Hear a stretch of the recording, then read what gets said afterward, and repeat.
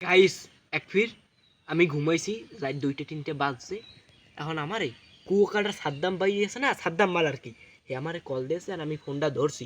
ফোনটা ধরার পর হে কয়, হ্যালো কেডা? আমি কুয়াকাটার সাদ্দাম মাল, আমি কি জাহিদ ভাই? আমি একটু কইলাম হয়। কারণ কয় আমি একটা আপনার লগে একটা শুটিং করতে চাই, আপনার লগে আপনি কি আমার সাথে দেখা করতে কুয়াকাটা আসতে পারেন? আর মুই তো 18 বেটে সিক করলে একটা লাফাই লুফাই উঠছি। মুই তো ধরেন মূর্তি দান্ডে পালা খাতাই কই সাদ্দাম মাল হেজুরি দেয় মোরে কল। এখন চিমড়ি চুমড়ি কাটতে কাকো তোরে থুই নিয়া এমন মানে 100 চিমড়ি কেটছি। পরে হজা কইছি 18 বেটে সিক করলে মুট্টি মুট্টি হজা কই গিয়া দাদা এই যে সাদ্দাম মালই কল দিয়েছে।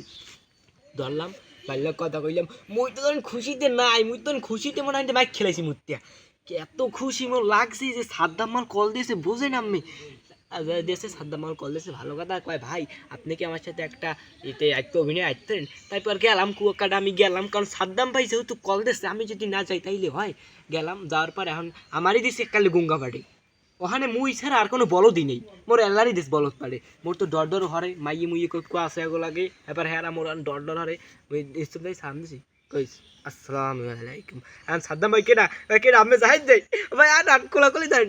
এবার একটু কোলাকুলি আর কি মোলাকাত হইলে, মোলাকাত হওয়ার পর এরপর আমার না করলে কি আমার একটা বলদ দিয়ে পাড়ে দিলে ওইটার মধ্যে আমারই এল্লারই বলদ বানাইছে। আরও আনলে কয়েকটা ছোটোখাটো বলদ, কিন্তু আমারই বানাইছে সব চাইয়া বড় বলদ। আর আমি বলদ যেহেতু হইছি আমার তো বলদের না হয়নি অভিনয় করতে হইবে।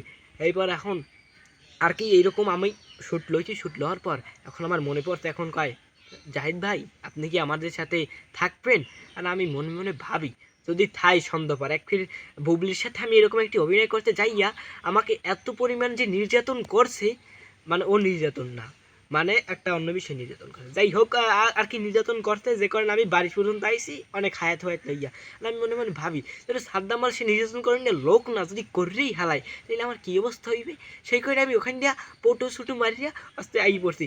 গাইজ দেখছেন আমার সাথে এত বড় একটা এই নির্যাতনগিরি করছে, এগুলো কি আমি এখন পুরুষ মামলায় দেবো না নারী মামলায় দেবো?